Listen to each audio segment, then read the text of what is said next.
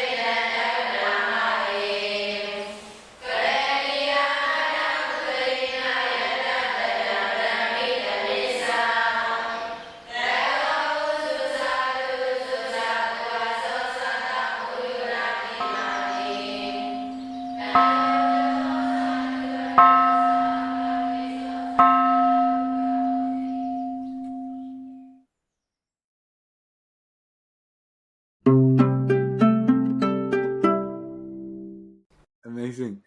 So previously I was known as Monk Sarana or Ashin Sarana. I was a monk for about 16 years.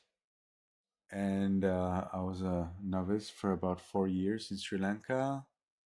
Then I trained for about 5 years in Myanmar. Then I moved to a monastery to teach foreigners, still in Myanmar, for another about 4 years. So I spent about 9 years in Myanmar as a monk, and then I moved.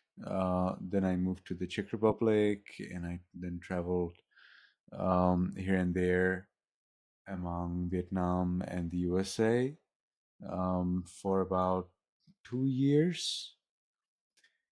And recently I disrobed. I became a layperson. It happened. About a week and a half ago on Sunday in Canada. And since then I'm no more known as Ashin Sarana or Monk Sarana, but I'm known as Jansen. You would write it as Jansen. Why Jansen? Well, my official name is Jan only. But who will ever read it as Jan, which is the correct pronunciation, or Honza, which is how every Czech person would read Jan. So a Czech person reads Jan and says Honza. Does it make any sense? Yeah, probably not, but that's the way it is. So who will ever read Jan as Honza, or at least as Jan? Which Czech people do not read Jan as Jan. Why would they do that? So I have improved it a little, according to another friend of mine in the Czech Republic, who's a very good English teacher. not my teacher, but a good friend of mine. And he also changed his name from Jan to Jansen, and he's using it for international purposes. It's because, when you see Jan, people usually read it, who are not Czech, people usually read it as Jan, which may be confusing as a female name, and I don't want to be confused as a lady because I'm not a lady, and that's why I call myself Jansen whenever I meet with people who are not Czech, and that's why I love when people call me Jansen, Jansen. Thank you. So, thank you for that introduction and update into your status from being monastic to lay. And I think this change in your monastic status into lay status was quite shocking for many people. You were a monk, and before that a novice for many years. As we've talked about on this podcast before, your whole life's vocation really was geared towards becoming not just a monk, but a monk in Myanmar. And of course, that was once you became outspoken against the military regime and in support of the democracy movement, you were no longer able to stay in Myanmar for your own safety. But you remained a monk, as you said, in Vietnam and United States. And you were, I think it's not too far to say, you're revered by many Burmese Buddhists. You're something of a celebrity and well known and regarded for being one of the few foreigners who has stayed in robes and a Myanmar tradition for as long as you have, giving sermons in Burmese and being able to give Dhamma talks, meditation instructions, etc., to a Burmese audience. And so I think it's fair to say there was a deal of shock and sadness and dismay and also confusion over this, what seemed like to many outside, a very sudden decision without a clear explanation why. And so one of the intentions of this discussion we're having here is to allow yourself to explain, as all of our guests do, from whatever their background is, your story in your words, your reason, in a long form setting, to be able to describe in some detail and background what was driving this decision and why essentially you decided to become lay. Mm-hmm. Yes, so there were several reasons. One of the main reasons that I had to become a layperson was because I felt like I had no more place to stay. I wanted to continue studying at a university. I started studying clinical mental health counseling at a US university online, but as a foreigner, I would need to have a good visa to continue because it requires internship and practicum, and you cannot do internship practicum without good visa, like religious visa or let's say some good visa that allows a person to basically work, because that's what internship and practicum is, or at least student visa. But online study doesn't provide that. And that's why after 1 year of online study, I decided to move on to in-person study. And for in-person study, well, then that means that I need to live in the USA. I can get my student visa. That's so nice. But I would need to have a place to stay. And would you believe it or not, the particular place where monks are not allowed to stay is Buddhist monastery. Isn't that amazing?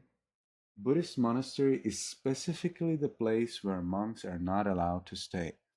If it doesn't make sense to you, then you have understood it. That's the reality that I have faced. I, as a Buddhist monk, was not allowed to stay in a Buddhist monastery. You still don't believe your ears? If you don't believe your ears, you have well understood what I'm saying, because I also didn't believe my ears when I heard that. So there are several reasons why monks in the USA are not allowed to stay in a Buddhist monastery.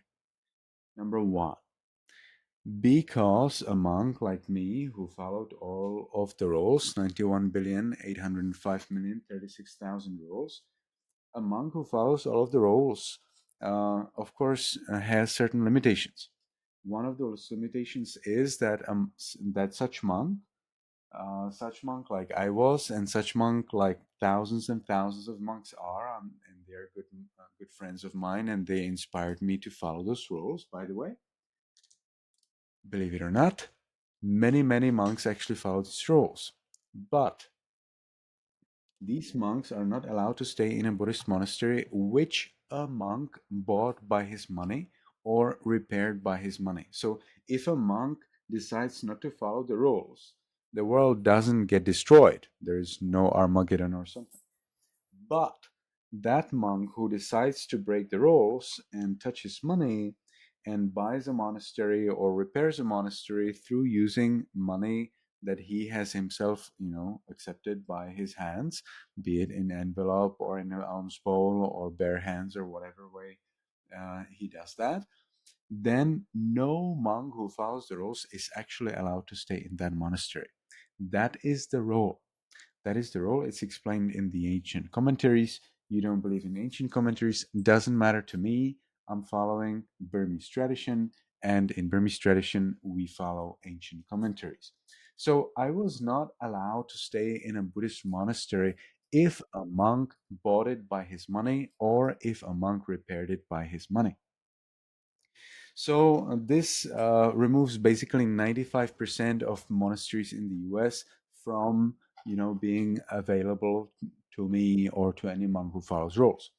So then you have like 5% of those monasteries. Like you do not have that many monasteries in the US. So if you remove 95%, that's quite a lot. So then you have 5%. Now the remaining 5% have two problems or three. One, either there is no more space. That's quite rare, but okay. Second reason why a monk is not allowed to stay in a Buddhist monastery is because he may be too successful. So then that's what lay people told me. I don't really believe it, but that's what people say.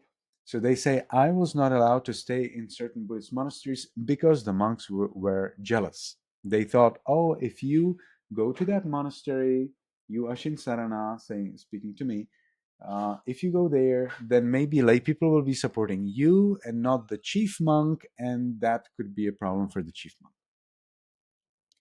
And then another reason is whatever other reason you make up. So, in other words, I was a Buddhist monk who was a senior monk. I had 12 years of higher ordination. I followed rules very strictly. I did not make any troubles, any problems. I did not harm anyone. I did not cause anyone to lose a monastery or to lose donors. No, I never did that. I never caused any monk any horrible things, any troubles like this, or any other troubles as well. But simply because I was a monk, I was not allowed to stay in a monastery. So it makes sense that a layperson is not allowed to stay in a Buddhist monastery. That I understand. Well, because Buddhist monasteries are supposed to be for monks and not for lay people. But I was a monk and I was not allowed to stay in a monastery. So to me, it felt like, so why am I a monk? What's that for? I thought Buddhist monasteries are for monks. Whenever I explained this to lay people before I disrobed, I was a monk, and I explained this to lay people, and I said, "You know what, lay people? I am a monk." That's what I said at that time. Now I'm not a monk. At that time, I said, "You know what? I'm a monk, but I'm not allowed to stay in a Buddhist monastery. That doesn't make sense to me." And they say, "That's the way it is." What? Yeah, that's the way it is. Okay, well, if that's the way it is, well, then that's the way it is that I become a layperson and I just rent an apartment and I can stay in an apartment. You could say, well, so you couldn't stay in a Buddhist monastery, so why didn't you just rent an apartment and stay there as a monk? Well, I cannot stay as a monk in an apartment because I'm a monk at that time. And a monk cannot stay under the same roof with ladies. When you rent an apartment, then in that whatever you call it, block of flats or apartment block, in that building you have different apartments, and these apartments contain human beings, and some of the human beings are either ladies or potentially are ladies. Now no more our, but the rules of monks stipulate that if you have a doubt, it's breaking the rule too. So let's say you get an apartment in an apartment block, and you know that there's 1% chance that there may be a lady in that house, and she may lie down to sleep at the time when you lie down to sleep too. That means at night, probably. And if you think there's this 1% chance and still you lie down at night, even if there is no such lady, even if there is no such lady who lies down, you actually break the rule. So there's no way for a monk who follows all of the rules to lie down in an apartment block where there's at least 1% chance or whatever chance that there is another lady or whatever in a different apartment on a different floor, whatever floor, regardless on which floor the monk is, even if it is the top floor, there's no way how the monk can lie down there to sleep. You could say, okay, well, the monk then can sleep during noon and the lady sleeps at night. But that's not really comfortable if you cannot lie down at night. So that simply was not the solution. So I could not sleep in an apartment. I could not sleep in a monastery. So there was one solution, and that was to rent a house, and then I would stay in a house. And to rent a house costs about $3,000 at the place where I would go to the university. And that's not enough because as a monk, of course, I need to have an assistant. I said, I do not need an assistant. But the donors say, no, you need an assistant. And I say, no, I do not need an assistant. They're like, no, you need an assistant. Okay, whatever you say, I need an assistant. Okay. And they're like, okay, but an assistant costs $3,000 per month as a salary.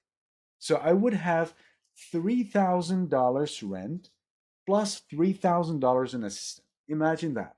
For 1 year, how much does that cost? Is that a hard mathematics? It's not. It's $72,000.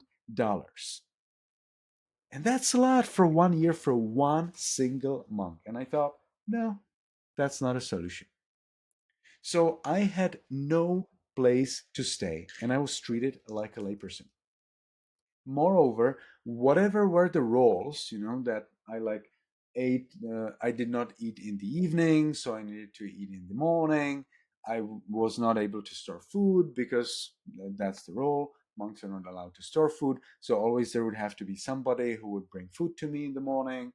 I was not allowed to touch money, so of course there always would have to be somebody who would take care of me with everything. I did not use telephone. You could say, well, maybe you could use telephone, but as a monk, I felt I should not use telephone. So then people need to be close by to me. And so it's like roll after roll after roll after roll. And people didn't like that. And when people don't like things, they may not like things from 1 day, 2 days. That's pretty okay. But when it is 1 month or 6 months or 1 year, then they happen to speak out. And when people speak out and a monk follows all the rules, then that's too much. Imagine, I was following 91,805,036,000 rules, which itself is pretty difficult, believe it or not. And in addition to following over 90 billion rules, being blamed for following those rules was too much. And so I snapped and I became a layperson. Right. So in hearing you say that, I understand that it sounds like you had this decision in front of you. If you wanted to stay on in America attending this university, it would be extremely difficult, bordering on impossible in your mind, in the way you were understanding the robes and the lay monastic relationship and the costs and the visa and everything else. It would be extremely difficult, bordering on impossible, to be able to attend this university as a monk.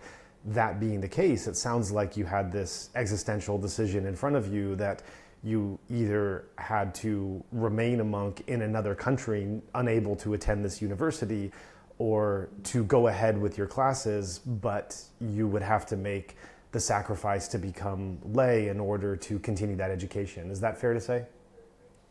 Yes, something like that, but it was even more complicated because I didn't have the other country where I could stay and do what I wanted. So at that time, and I still do, I had classes. I have actually set up a school I've set up a whole school. I've entirely invented the system. I've entirely invented the syllabus. I've entirely gradually grown up assistant teachers, senior students, and so on. I've been teaching kids for 4 years online, sometimes also offline, but that's a different thing. And I have prepared this school with kids. It has 6 years. So this is a school which has 6 grades. Each grade has specific syllabus.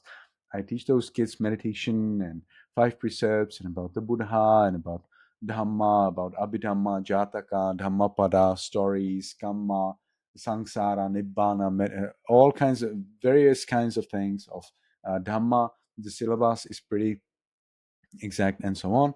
Of course, I have other projects such as meditation retreats. So I have created a very special system of meditation retreat 1.0, 10-day and 49-day, and then another level meditation retreat 2.0, 10-day retreat and 49-day retreat. So I have created, these large like groups of people where we have a specific, very clearly set programs, Dhamma teaching programs.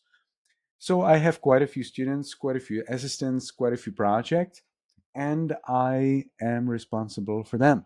So some people say, so why didn't you just go to Sri Lanka and hide yourself somewhere in the forest? And I'm like, and why? Why would I do that? So my feeling was, so I'm now teaching here people Dhamma. People are learning Dhamma. We are having some projects. We are doing things well. Why should I go hide myself somewhere in the forest? But the thing is that to continue teaching, I literally had no place where I could stay permanently. So in Vietnam, for example, it is prohibited by law to make a new monastery. We literally traveled around Vietnam, Ho Chi Minh and Hanoi. We tried to find a place where I could have a monastery, and we were absolutely unsuccessful. In the Czech Republic, building a monastery is, I think I'd rather visit hell, maybe at least for a few minutes, than staying in the Czech Republic, because in Czech Republic is very complicated, both in terms of people, in terms of ways how to do things, and so on and on and on. The Czech culture is very non-Buddhist, not really anti-Buddhist, but Czech people are very fast to criticize and to mock anyone who doesn't do exactly what they do. And of course, a Buddhist monk does exactly the different thing than the Czech people. So whenever I would deal with Czech people in the Czech Republic, I would be criticized, mocked. There would be rumors and lies about me that I make up rules or whatever nonsense. So Czech Republic is really the most challenging, I'd say the most challenging place ever to live. That's why for a long time there was no really Czech monk in the Czech Republic. And even today, even though there is one Czech monk, I think there's none who would be teaching, because it's very, very hard to deal with the people who have totally different culture and zero understanding for someone who lives differently. And so definitely not Czech Republic, because that's a problem. It would cost a lot of money and immense amount of patience. Definitely not ready for that while I was still studying at a university. Vietnam, nice for 3 months, like heaven. Totally amazing. Vietnamese people, I'd say Vietnamese people are my. I know this may sound a little racist, but I must admit that Vietnamese people are my favorite people in the world.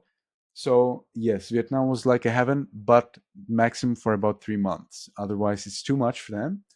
And the U.S. amazing, but in the U.S., I was not allowed to stay in a monastery and so on and on. So this additionally to the fact that I was not able to bear any more criticism for following following the Vinaya rules, and plus additionally to the fact that I already have finished 1 year of the studies, which cost about $20,000-$30,000. Done, finished, passed. So I just need 1.5 years of the studies. So if I do not continue studying, well, then that year is invalidated, invalid, can start again, or it's just gone. So I didn't want that. I didn't want to lose that year. And I actually did take 1 year pause, already waiting for a solution how to study in person in the US. So I did actually give 1 year to the people who wanted some more time.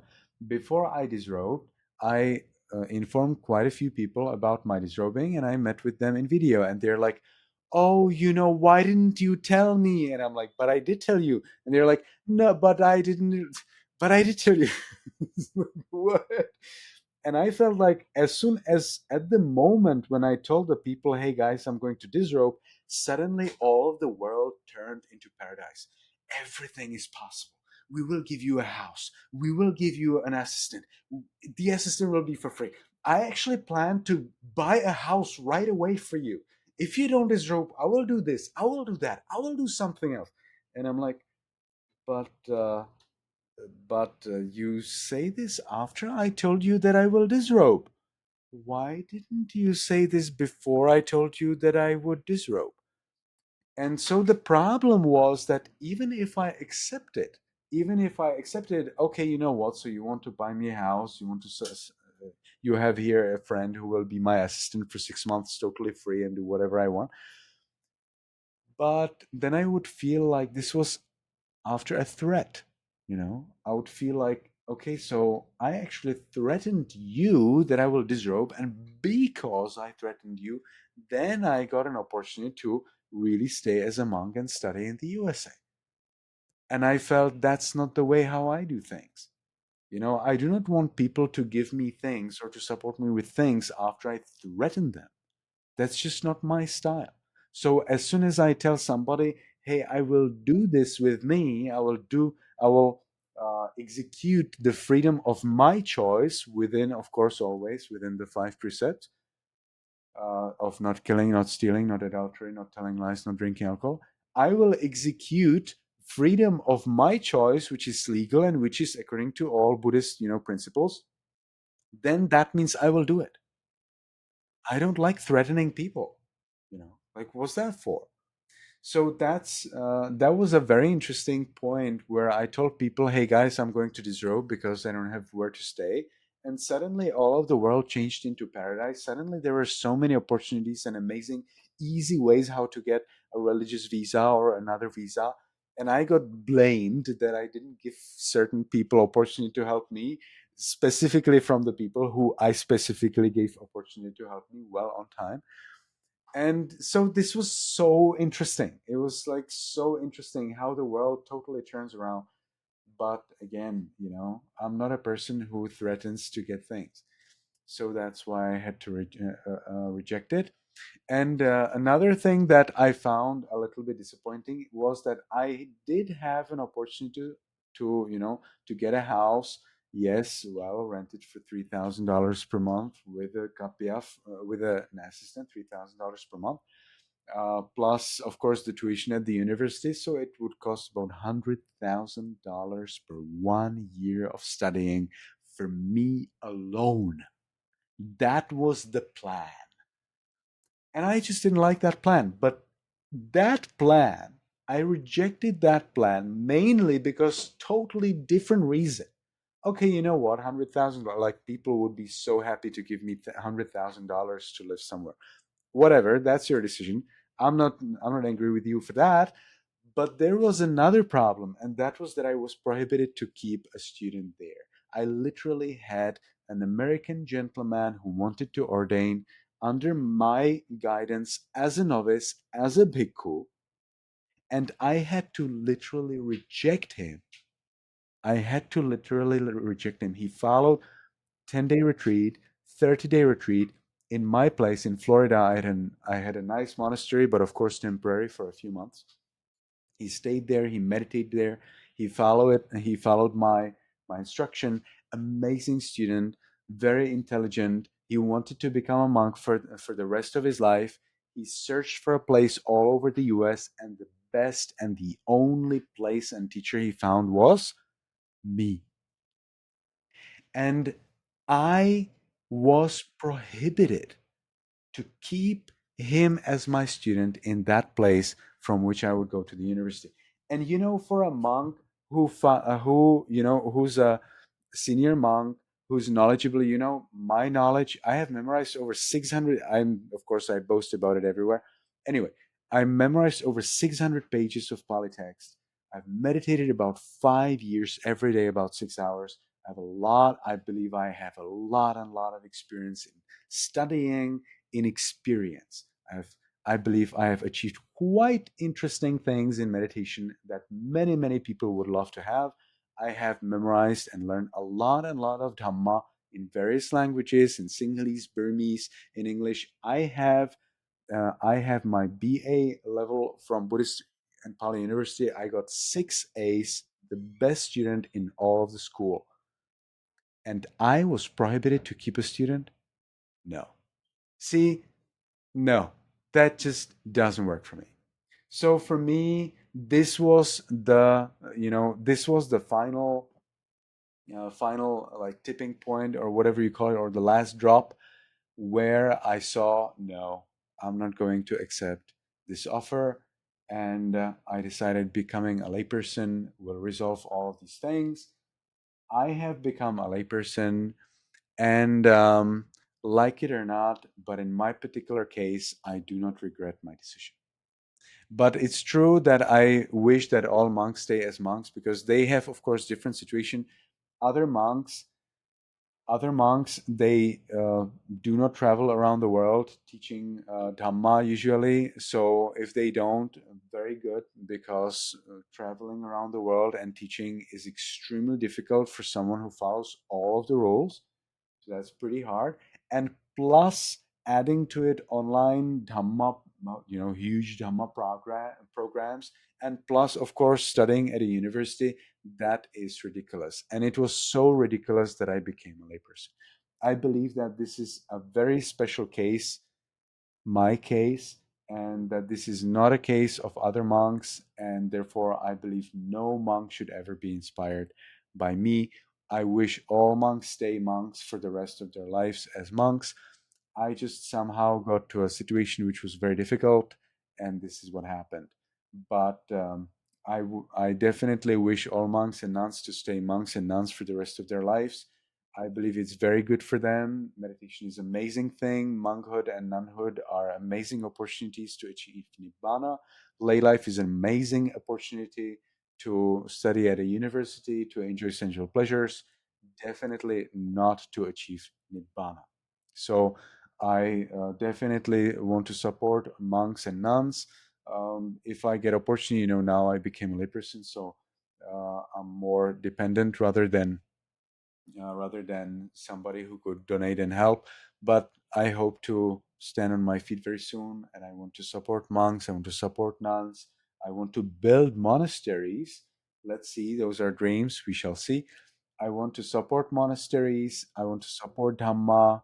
I want to support Buddhist communities and monks and nuns. I meditate every day. I follow 8 precepts during Uposatha days. And of course, I continue in all of my Dhamma projects, in the kids' school, in the meditation retreats, and so on and on. So I continue teaching Dhamma. I continue instructing Dhamma.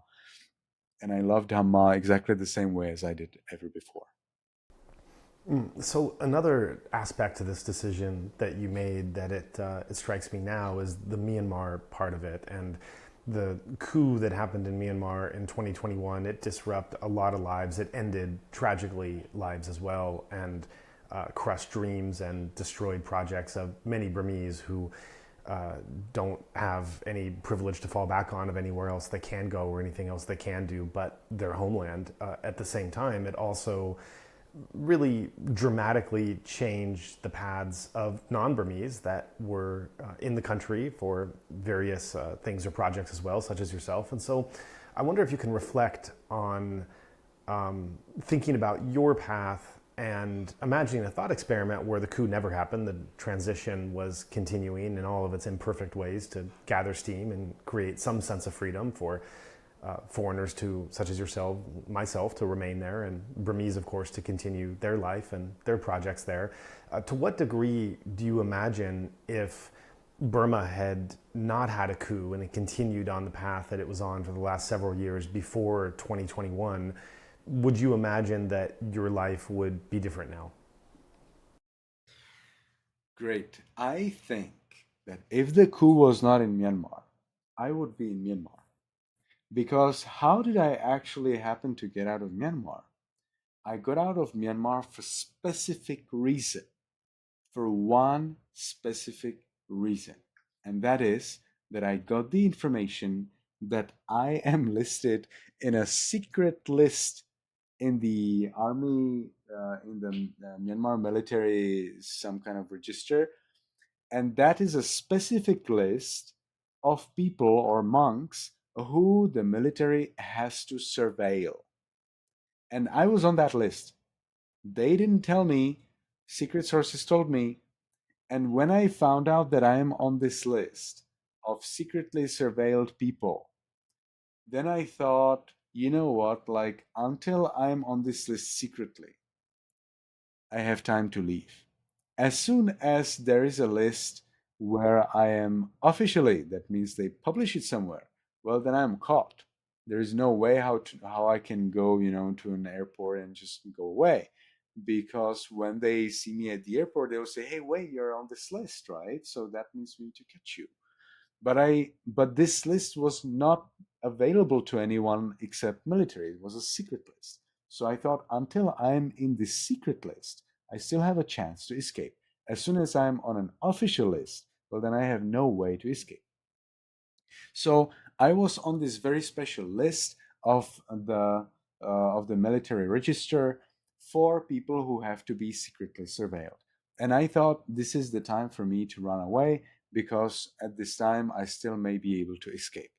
So that's how I escaped. So I left Myanmar before I would be caught, before I would be on a list that would be officially recognized and through which I might be caught. And I might be anything. I might be forcefully disrobed. I might be given house arrest. I might be put into a prison. And of course, I might be expelled with a long term prohibition to ever enter Myanmar again. And I didn't want that. So I escaped Myanmar absolutely unscathed, except that I escaped Myanmar. And that was the point.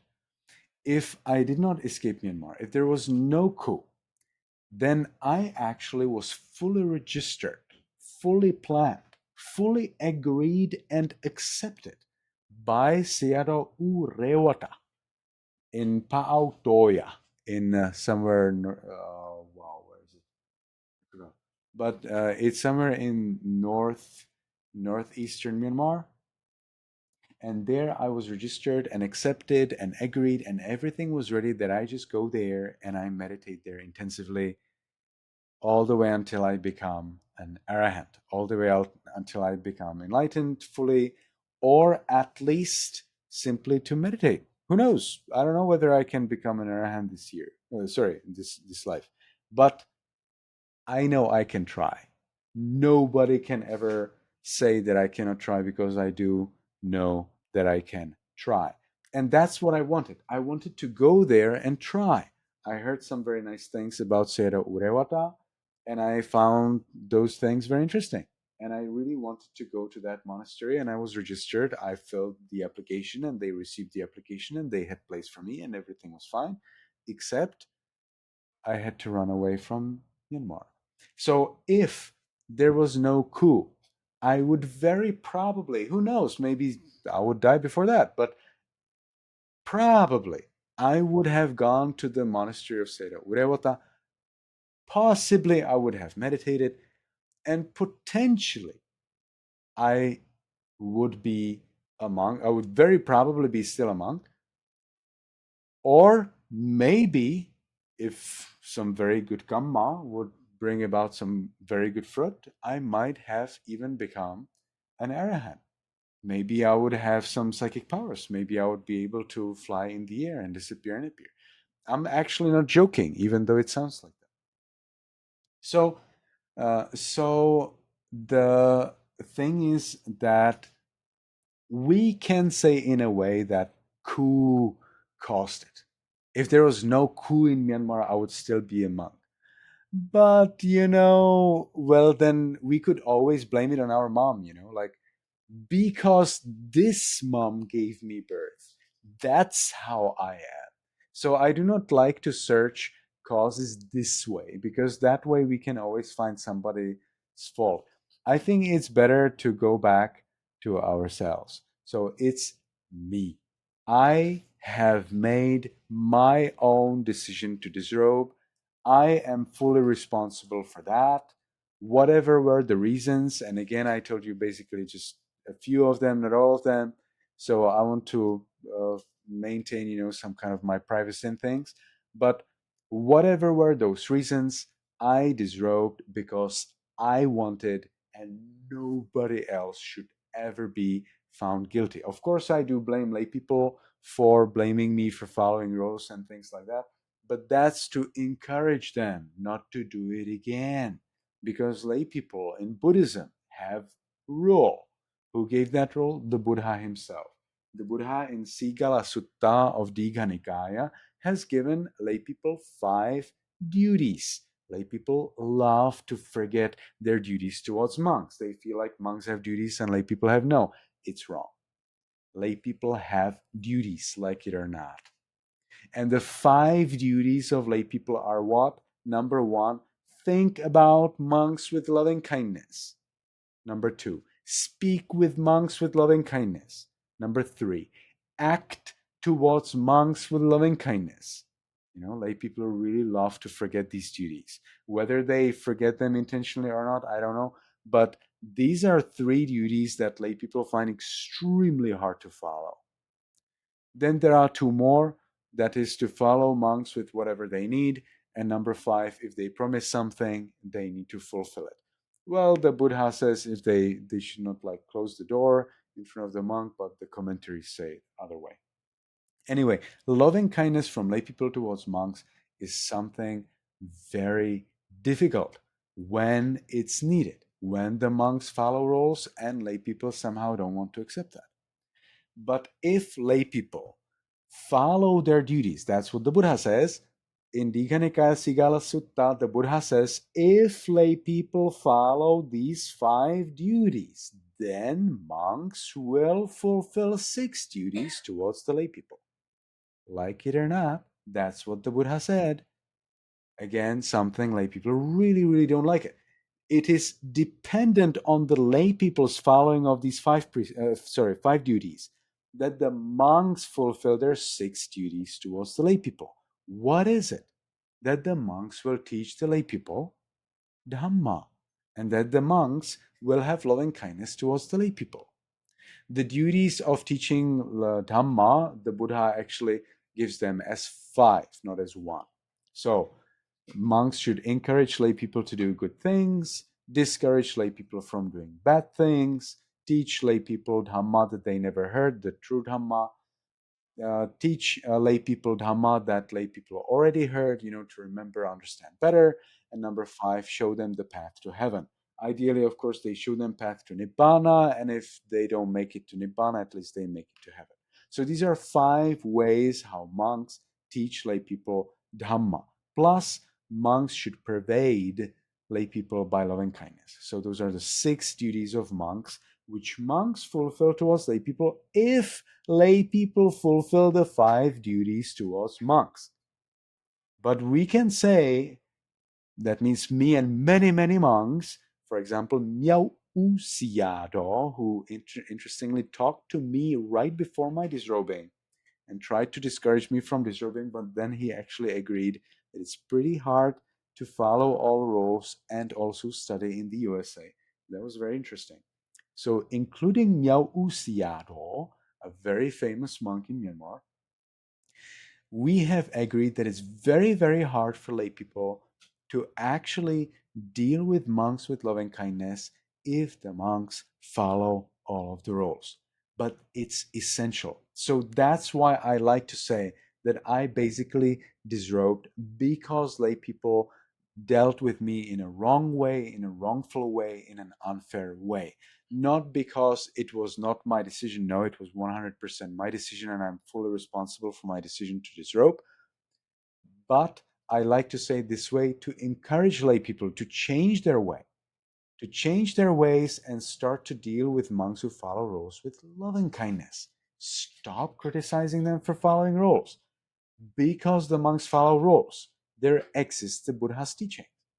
Vinayo nama sasana saayu. The lifespan of the Buddha's dispensation is the Vinaya, is following all of the rules.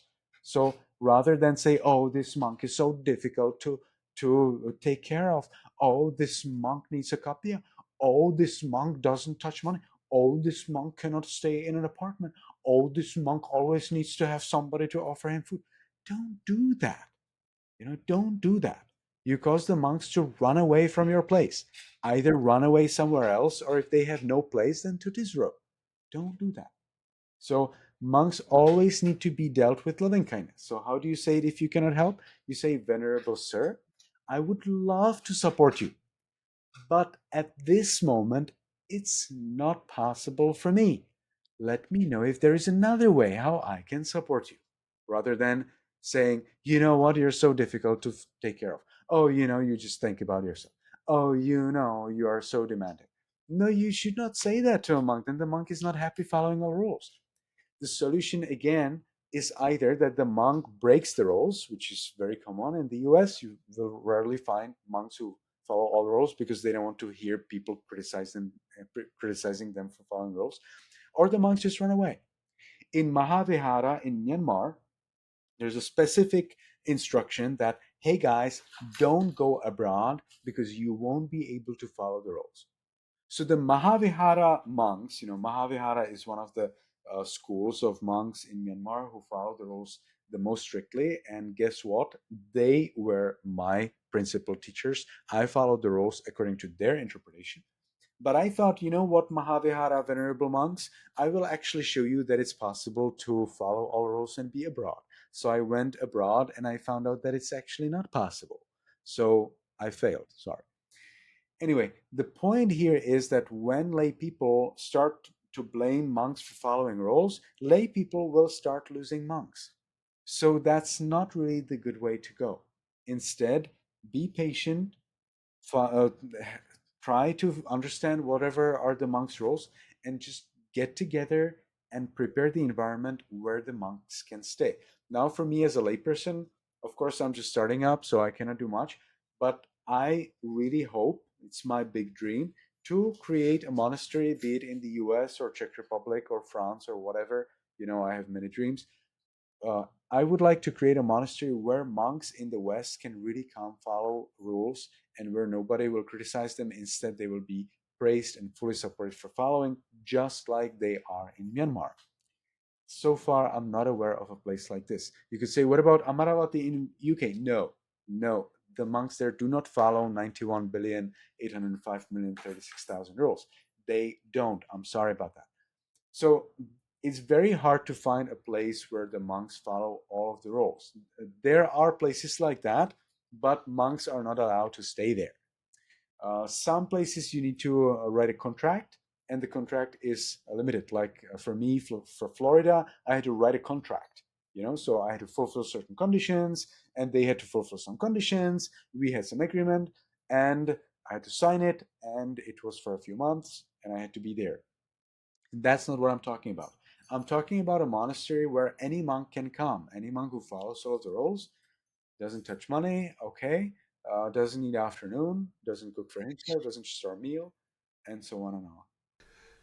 So I'd like to take a moment to ask you the personal dimension of all of this, because you're speaking in terms of these wider issues of monastic lay relations, of decisions, logistical decisions involving transnational situations and visa and money away from Myanmar and the monastic rules and such. But I'd like to go down into the personal impact and effect that you have been facing and experiencing as a result of this. You were a monk for 12 years, you were a novice before that, and for those who have not worn the robes before, and even for those listening who may not know about monastic environments, there are a lot of rules you have to follow which govern every aspect of your life and make it's a different kind of life that you're living as a monk in terms of the protocol, what you can and can't do. This is very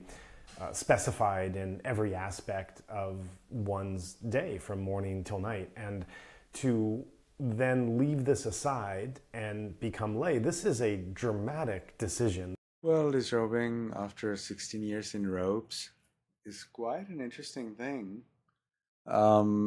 There were times when I would like think about, oh, I'm going to disrobe, and like all of the body would like shake.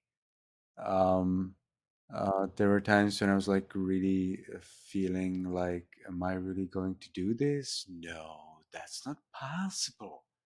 How am I going to disrobe? That's not possible. This cannot happen.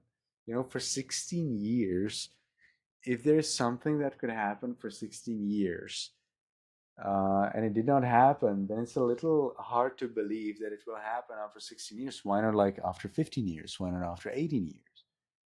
And so, but the thing is that, you know, it was a dead end. I had nowhere to go. I literally had nowhere to go.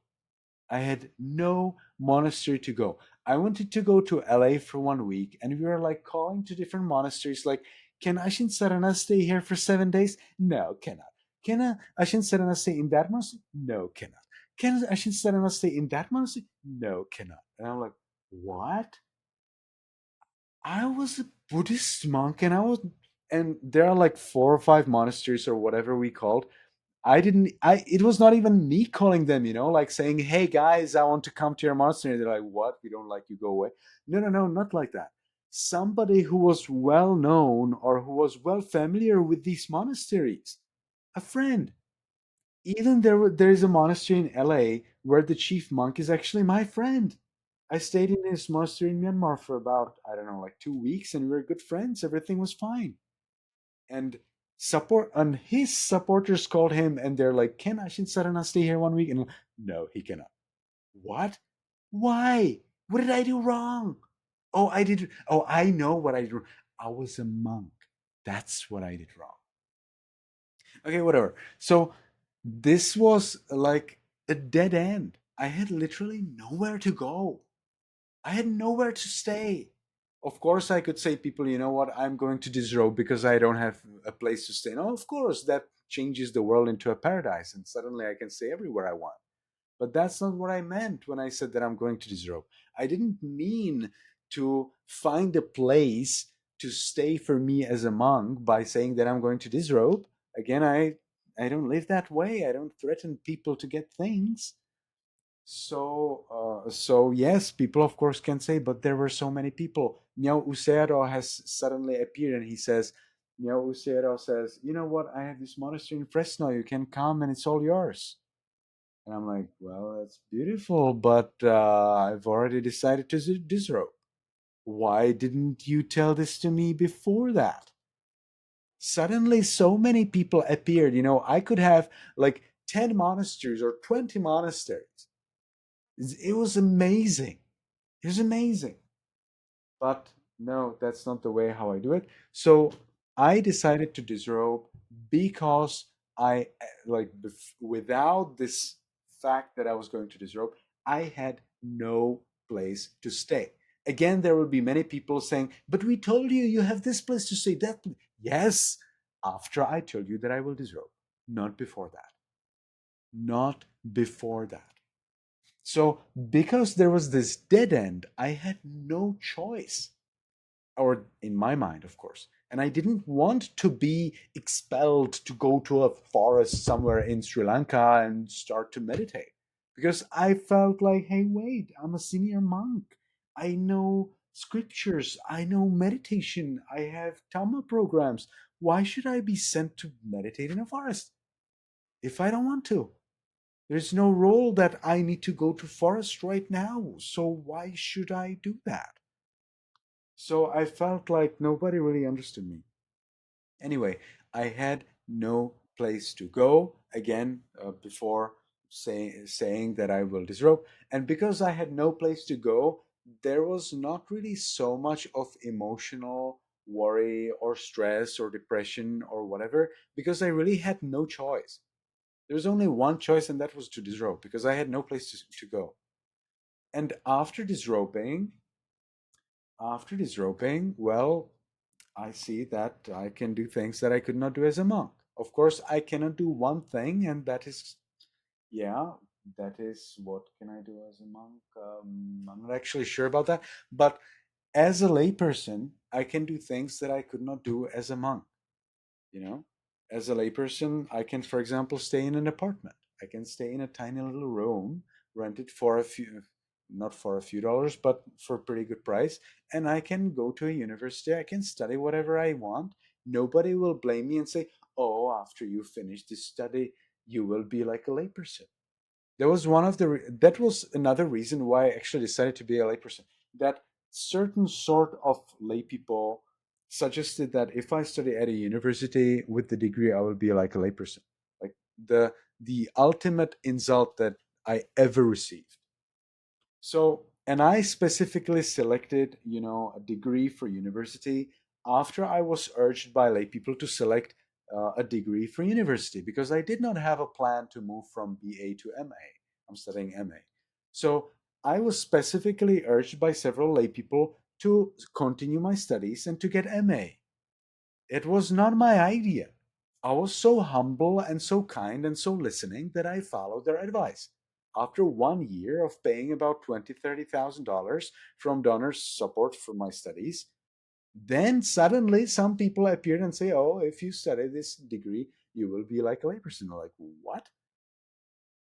And I feel like this is just not the way it is. Now, as a layperson, I can study my studies. Nobody ever tells me, oh, if you do these studies and get this degree, you will be like a layperson. Well, because I'm already a layperson. It's just so ridiculously amazing. As a monk, yes, they would insult me. They would tell me bad things, and I just didn't want to listen to them. You could say, but as a layperson, you're also insulted and you also hear bad things. Yes, but I do not have it in addition to the load of following over 90 billion rules. I follow five. And following five rules and be insulted is much nicer than following over 90 billion rules and be insulted. So I enjoy following five precepts and be insulted. It's amazing. It's so cool. So I actually am immensely happy as a layperson because I can do just whatever I want, you know? Actually, today I bought a skateboard. I am happy. I'm happy with my choice. I continue teaching Dhamma. Today I had a meeting with my Burmese students. We meditated together nicely 45 minutes. In addition to my personal 30 minutes of meditation, we nicely discussed Dhamma. See, I'm now discussing with you a little bit of Dhamma, not that much of happy Dhamma, but we do. And I'm continuing all my projects. I did not remove any of my Dhamma projects at all. Yes, many lay people got angry with me and they caused me horrible, horrible troubles and problems, but that's a minority. There are many, many people who are very kind to me, who literally send me hundreds of dollars of support for me so that I survive as a layperson. And I'm happy, I have food to eat, I have clothes to dress, I have a roof above my head, and I'm fulfilling my dreams. So emotionally, personally, I am happy. I'm actually happier than I would ever imagine that I will be after disrobing. There's a documentary that always stuck with me called Act Naturally. And the documentary is about a British man who becomes a monk in Thailand when he's quite young, 17, 18 years old. And similar to your story, but for very different reasons, when he's 32, 33, he decides to disrobe, to experience lay life again. And the documentary follows his decision to leave the robes and then follows his life in the lay world and the struggles, both the joys and the struggles that he has in the lay world. And There are several things from that I'm remembering now as I talk to you. One is that he references how once he becomes lay, making decisions becomes very, very hard for him. And small decisions, big decisions, preferences, anything from what time he'd like to wake up to what he'd like to eat to when to get a haircut and what haircut to get to what to buy and what kinds of things he likes. And he finds that his experience in being a monk was one of the simplicities that he came to really like was that he didn't have to make any choices. And because he had, not that you don't have to make any choices as a monk, of course there are choices you have to make, but so many of your choices are removed by the nature of the Vinaya, the monastic discipline, that there are not many choices left that you have to make. And with those choices removed, that allows you to be able to concentrate on the monastic vocation on hand.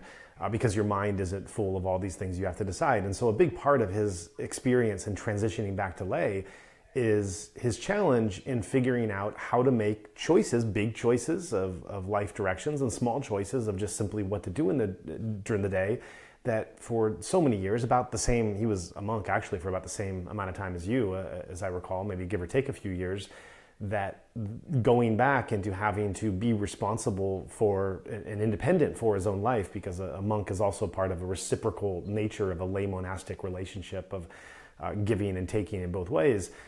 Whereas with being lay, that you are responsible for many of your more material decisions, and you have more things that you can do that you just simply couldn't do as a monk, and things that you have to do.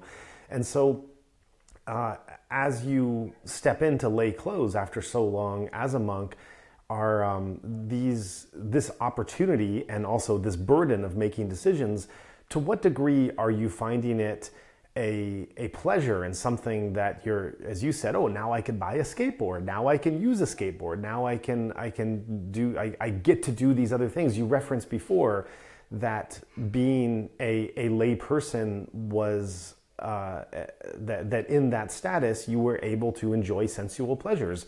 Skateboarding is a sensual pleasure that you're not able to do as a monk. And so what are the kinds of sensual pleasures that you're now allowing yourself to enjoy, and that you are in fact enjoying that you couldn't before? And then what are the parts of decision making that is confusing or burdensome or messy? Because often in the monastic world we hear about lay life as being messy. There's a lot of things there that you have to wade through and decide and figure out.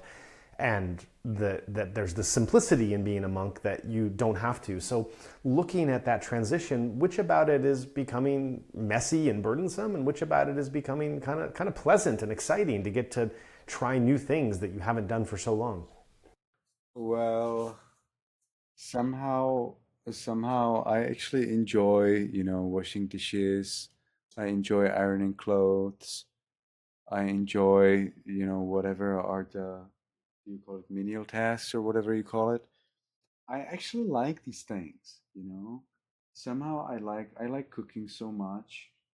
As a monk, of course, I didn't cook at all, but somehow these things that be it cleaning, tidying up things, again, ironing clothes, cooking, going out shopping and resolving problems, I actually like it somehow. I don't know why. I actually like it. I enjoy it. You know, I would love to be a house husband. Being a house husband somehow just suits to me. I don't know why. Maybe it's a lot about the character. Before I became a monk, I actually had a girlfriend. That was when I was like 19 years old. And we didn't really have a problem. Like we love to cook together, we love to make cakes together, we love to go shopping together. Sometimes I would do it myself. She actually mostly did cooking because I was taking care of the money. I actually made a lot and lot of money, but of course for that I had to be out. So yeah, I actually like these household chores. I enjoy them a lot, believe it or not. I like hard work. I love it. As a monk, I couldn't do that. I actually love doing hard work. I love carrying heavy things. I love, I'm not that skillful. I kind of like if something gets broken, I usually have no idea what to do with that. But if there's like a new gadget or something, I really like to assemble it and read the guides and things like this. I really like when my place is tidy.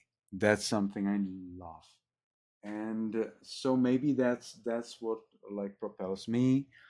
And I live in a small community of people who care for me and who are very patient. So of course there are small things like, oh, you need to wipe the water here, or you need to lock the door there, or you need to whatever else.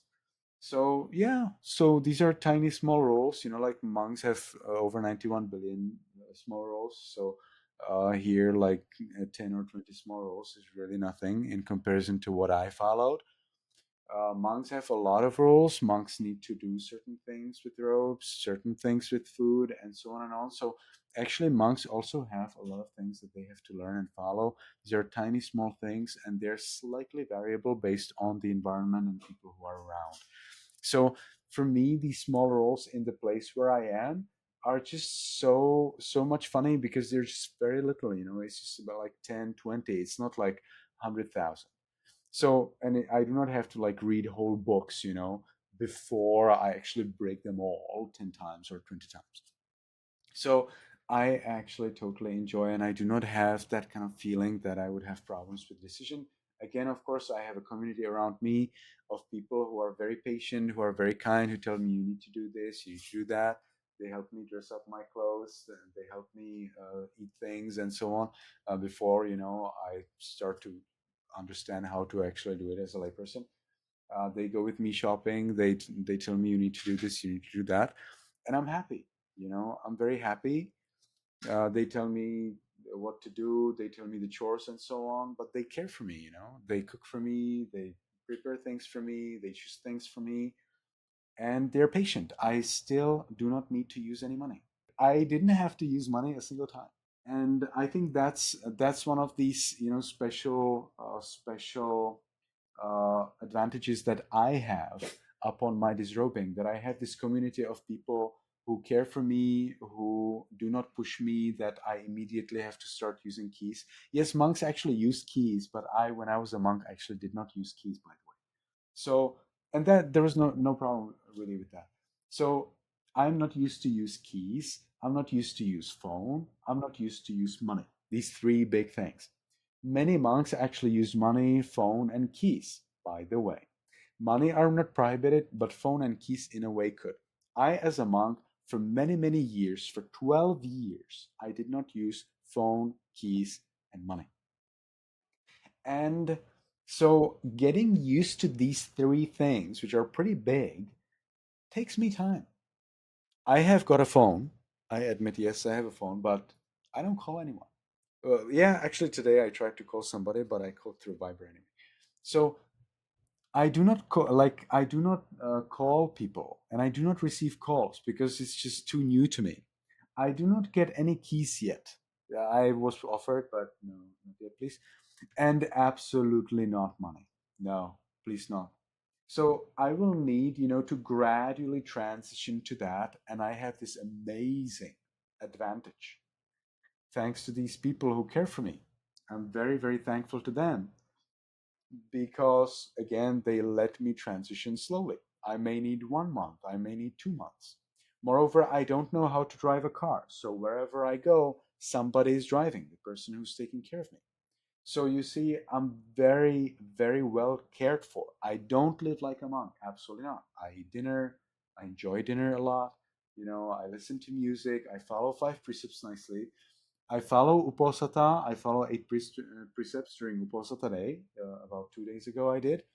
And this is totally fine. But apart from that, I follow 5 precepts. But it's true that I don't use money. But I do, go with them outside, and they're very kind, and they do whatever I need. And as the time goes, I will gradually transition, and I will start to use money, start to use bank account, card, start to use phone, start to use keys. Yeah, I need some time, but everybody understands that, and I'm accepted with utmost love and care. So I think it's this very special advantage that I'm having as as a layperson who was a monk after for a long time, as a layperson, that I can transition so slowly. So I absolutely do not feel any of these problems with decision making or like this, because again, that support is amazing and I get utmost love and appreciation.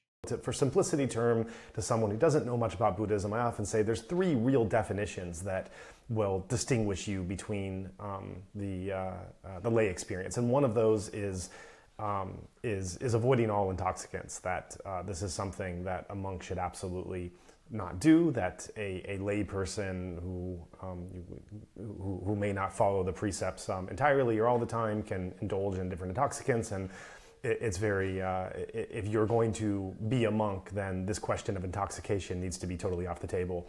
The second one we can put into a category of like the material world and the sensual pleasures, kind of put those together.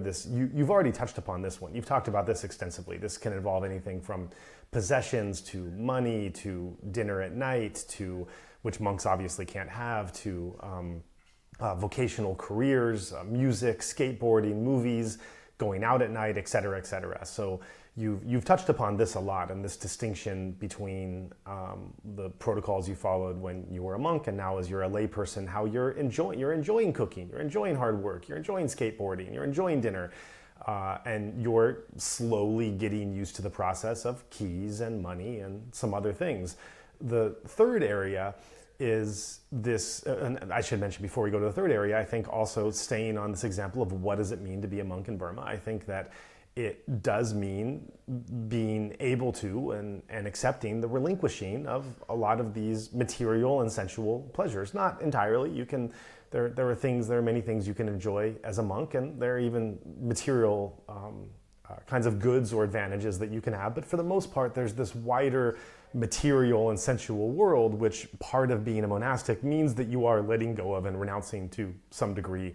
And you've touched upon this. The third area is this question of romance, partnership, sexuality, etc. This is, to be a monk in Burma, this is a huge area. And I would say really to be a monk almost anywhere in the world of any, there are monks that exist that have some kind of partnerships, but when I just think about the concept of a monastic in the world, giving up, letting go of this partnership seems to be really a definition of what it means to go on a spiritual and religious journey, that you are apart from the world. Of course, one can be in a committed relationship and partnership and still have very much a very strong spiritual and religious life. But when you're looking at the definition of a monastic, it's even the word alone, even the connotation of that word, you're stepping outside of the bounds of a partnership with someone else and going on a singular spiritual mission of renunciation. And if you're not renouncing this, what are you renouncing really? So my question is, when we're looking at these three areas, you've already addressed the transformation between the material, the sensual part of going from monastic to lay. This other area is one of intoxication, and I don't think this is really much of an area to spend all that much time on. I don't expect that as a layperson following 5 precepts, there's any degree of any kind of intoxication that you're going to be curious or interested in exploring now that you've changed. But the third area is perhaps the one that is, as far as you're comfortable discussing and sharing, is definitely a key transition between monastic to lay life. And this is the prospect of a romantic partnership with another individual. And so in what ways is your thinking transformed as to what is possible after going so long, being so committed to the celibate monastic lifestyle? Now that you've made this lay transition, to what degree are you interested or contemplating or considering this aspect of being in a romantic partnership with someone temporarily or permanently, or exploring the dating life in some form? That's a very cool question. Now, consider it. There's a problem. There's a problem answering that question. Now, suppose that I do not have a partner. Now, if I do not have a partner, well, then everybody will be scared. What if? No, he fell in love with me. He's maybe searching someone. You see? Now, what if I have a partner? Then people will say, oh, you surely had a partner already before you disrobe. You surely disrobe because of that partner. So this question on what is my now situation with a partner, or what is my now attitude towards a partner? Now, for somebody who has 5 precepts, there is freedom. I can say, no, I don't want to have any partner, but that can last 1 minute, and after that 1 minute, it can change. So me saying I don't want to have a partner or I want to have a partner has zero value in my understanding. Of course, that's my logic. But if anybody says, no, I never want to have a partner, and there are many people who say, oh, never in my life I want to have a partner, and right the next moment is, oh no, I want to get married with this one. So saying that you never want to have a partner as a layperson who follows 5 precepts is totally zero value for me. And therefore, if I say it, well, then that's a totally zero value from me as well. So I'm not answering that because that's totally useless information. More important is, do I have a partner now or not? And as I have explained, answering that question is dangerous from both sides. Again, if I have a partner, people will say, of course you had that partner before you disrobe, and you actually disrobed because of this partner, and you told us a lie throughout the time. Now, if I do not have a partner, then people will say, well, you don't have a partner. Well, then that means you're searching for one. And what if it's me? What if you want me? And people are then scared. I literally, this is not answer to the question, and be careful. The answer to the question would be very surprising for you, everybody. But there was a lady who said, you know what? When you were a monk, I was able to tell my husband that you're a monk, so he doesn't need to worry. But now, after you will disrobe, that I was still a monk at the time. After you will disrobe, I don't know what will I tell my husband. It's like totally unrelated. Like, what? Why this lady is telling this to me? So some ladies are really insane to that level, and some husbands of those ladies, I'm talking about husbands, not boyfriends, husbands, ladies who have husbands, who have kids, like 2 3 kids, they were afraid that if I disrobed, maybe they will have a problem with their husband, that their husband will be jealous.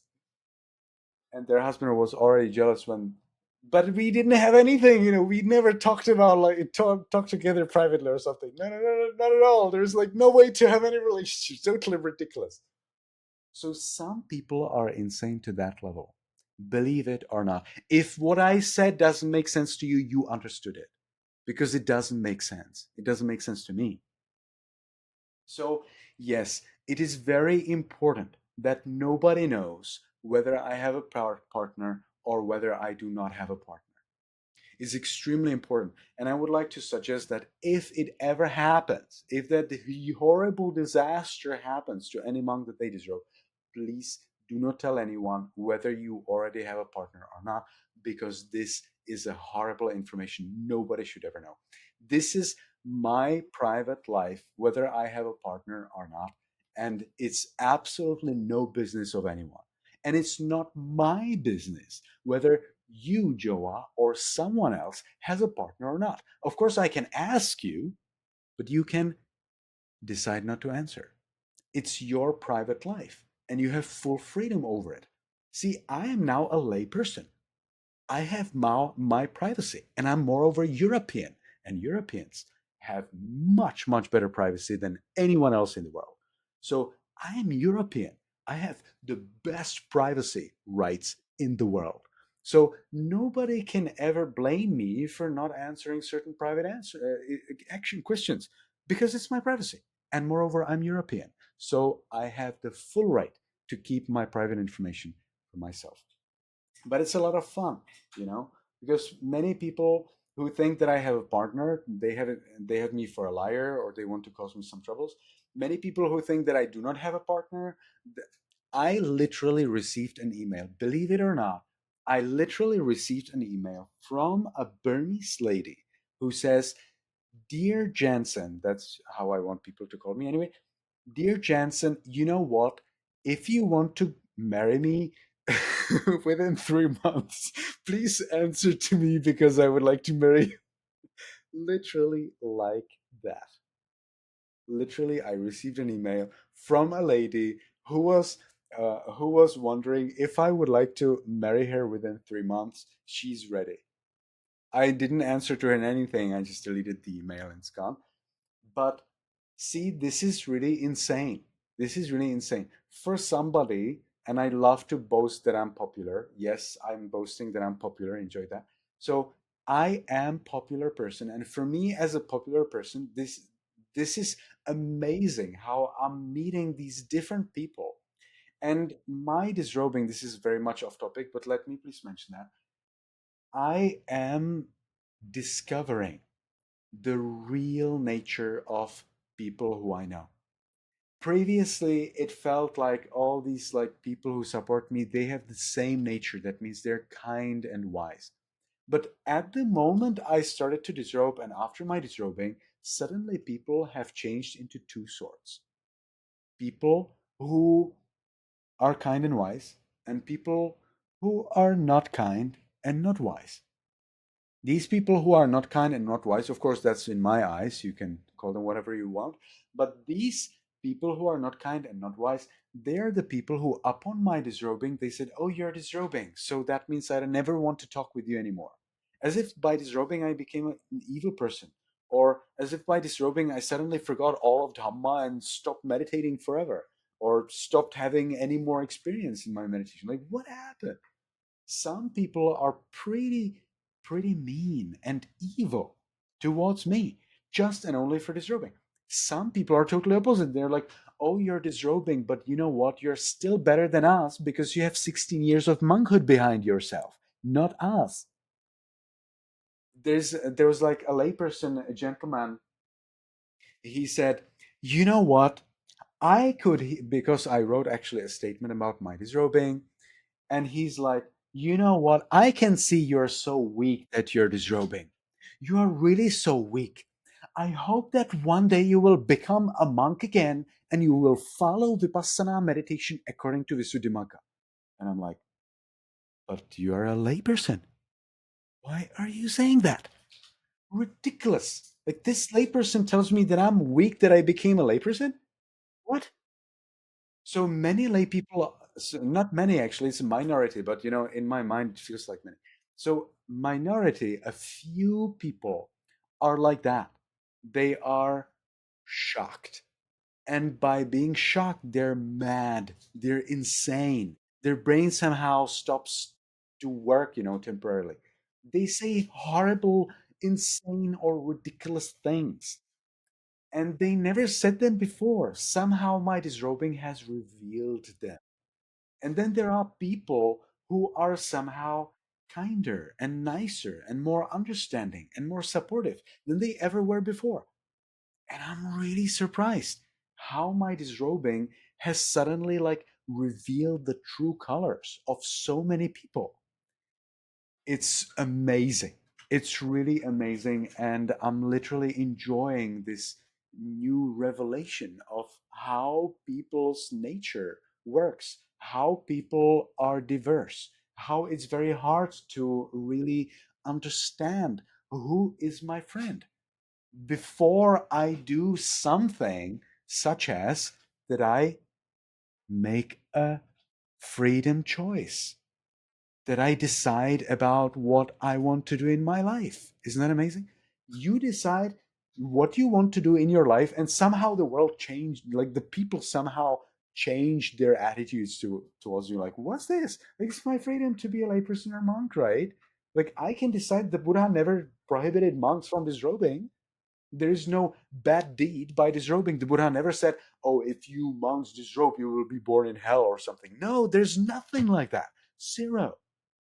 People follow 8 precepts on Uposatha day, and then the next day they follow 5 precepts. There is no bad deed for moving from 8 precepts to 5 precepts. And there is never a bad deed for disrobing, believe it or not. Of course, you don't believe it anyway. But there is no bad deed from disrobing. There's actually good deed for being monk, for that period of being a monk. So this is really, really amazing how people are showing me their true colors. But thank you for that answer. Now you see how certain private information is pretty potentially dangerous for someone like me, and I cannot tell at this moment. But there will be time, who knows, maybe after several months and so on, when you will see me maybe with a wedding ring or something else, and we'll have a lot of fun.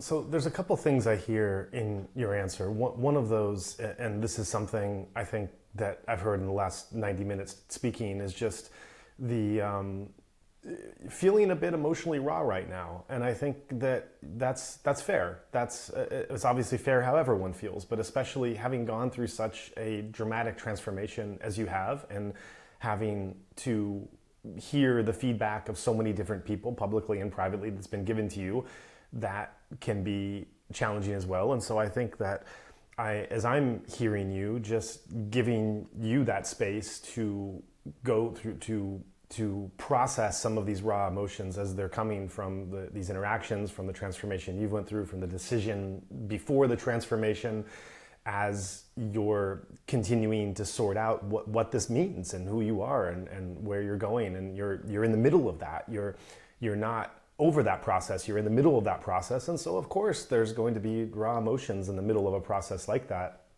The other thing that I'm hearing is this distinction between public and private. And this is very interesting because you, until very recently, you were a very public figure by choice, really. You, by choice of being a Dhamma teacher and being a foreigner in Myanmar for many years, and then after the coup, not able to be a foreigner in Myanmar, but still being a foreign monk in the Myanmar space, very much so. And this was something that you cultivated, not as a means of wanting to be famous or have ego, but by means of wanting to make an impact and guide and to support with your work and with your programs and such. And so you're making a very sudden and many people that are following you from a distance, very shocking and unpredictable move to suddenly go from being very public and having a very public presence to claiming privacy and wanting to as a layperson to claim the rights of a private life and private decisions, which everyone is entitled to. But this is also a very sudden transformation for you and for those that have been watching you, to want to go from this public to private experience. And private experience is what everyone has a right to. However, this is not the life you've been leading to this point. And so it does take a moment for people to adjust and understand that. And again, we're in the middle of this process, and I think this also speaks to how it's very difficult to have a foot in both worlds. It's very difficult to have a whole series of public showings, and then in the midst of that to then claim a private, undisclosed space where this has all changed suddenly. This is different, I think, from having a public persona that also has private parts of that public persona that are off limits. This is really a transformation of going from very public facing in every sense of the word to wanting to enjoy your privacy as every layperson has a right to do. And so I think this is also something that's in process right now, in process for you in figuring out, and also in process for those who have followed you that are reacting to something that was in the public sphere that now is in their eyes has suddenly been shifted to being in the private sphere. I think, this being said, I mean, these two kind of transitions taking place in maybe in rough or raw ways, which is normal for something that's something this dramatic that's happening in the process, and these things do get sorted out. But I think that this is also, looking at yourself, you're young. You have a lot of years in front of you. You have a lot of things that you can build and things that you can do, and you could put your energies and your ambitions and your aspirations into, whether those are Dhamma projects or worldly projects or a life that you wish to lead, or something that brings happiness and fulfillment, whether it's the happiness and fulfillment of sensual pleasures and relationships and livelihood and being in the world, or whether it's the happiness and fulfillment of aiming towards nibbana and the ultimate experience of of a happiness that moves beyond the sense pleasures and craving and aversion. So you have a right. Well, it doesn't matter if you're young or not. You could be whatever age. You have a right to. One has a right to determine what is going to lead to their own happiness and fulfillment in this world, and that's what you're doing. And this is although this can be a sudden shift, and circumstances could have also played a role in that sudden shift. You absolutely have a right to make those decisions and to set the parameters and the boundaries of what you'd like. And I think it's fair game for me to ask a question about where this moves into looking at your dating life. And I think it's a fair answer for you to say, hey, I have boundaries now. And I didn't have those boundaries before, but now these are my boundaries, and this is what I feel comfortable with, and this is what I don't. It's a very fair answer. It's something that I have to respect, and everyone else has to respect. But it is a shift, and it is a shift that you're going through, and a shift that those around you are going through as you're determining kind of who you are and who you are in this new space. I mean, there's something exciting about getting to be another person and do other things that you weren't able to do, as with taking on the robes. Taking off the robes gives these different ways to be and to act in the world, and can also be an act of courage to really know who you are and what you want to be and where you aspire to. And so I also wonder on your side to what degree you feel that you are also trying to understand who it is you are and what you want to be now in the world with this adjustment that's taking place, or if you feel you have a pretty good sense of what it is, what direction you would like to go in, and that you're pursuing that direction now. I see. I feel that I'm a free man and that I have a freedom to do everything that's within the 5 precepts. And I have big ambitions. Before I became a monk, I was a very successful businessman. I made quite a lot of money. It's not so much money in the US, but it was a huge money in the Czech Republic about those 20 years ago. So I'm definitely ambitious, and I want to start making money, a lot of money. We'll see. I have several plans, but of course I'm open to learn. I know that making money is done only through learning. So I want to learn, and I know how to do that. So my plan is to make a lot of money. My plan is to make a family, to have several beautiful kids, or whatever kids are they. I'm happy for any kids we will have, or whoever will be with me. And I definitely want to have a nice house, and I would like to live in France. I've learned French pretty nicely. I would like to start teaching Dhamma in French. That's why I started to learn French. But I'm considering living in France. We'll see whether that's just a dream or whether that will be a reality. I have a big dream that I will make a lot of money, enough money to build a monastery, and I want to build a monastery, invite their Burmese monks, support the monks by food, by robes, by place to stay, by everything they need, even by education. And I want to make sure that they have a nice place in Europe or in the US. Let's see where I will be, and or in Canada. Many people believe I'm in Canada, so maybe in Canada. Wherever I am, it's fine. The point is that I would definitely like to continue supporting Dhamma, and I see that as a layperson I can do it much easier. As a layperson, it makes much more sense to collect money to build a monastery. It makes much more sense to do projects where we have to pay employees and so on. I did it as a monk according to all rules. Some people don't know the rules, so they were ready to blame me. But again, that's one of the reasons why I became a layperson, because I was not able to withstand a blame for me following rules. Now people can blame me, but it's no more in addition to me following over 90 billion rules, because I follow just 5. So my plan is to make a lot of money, to build monastery or monasteries, to get their Buddhist monks, and to spread Dhamma in the West, to help them spread Dhamma in the West. In the meantime, I have my programs, my projects where I teach meditation, I teach Dhamma to kids, to adults in Burmese, in English, in Czech. I'm learning Vietnamese slowly, yes, but I am. I hope to start teaching Dhamma also in Vietnamese and French.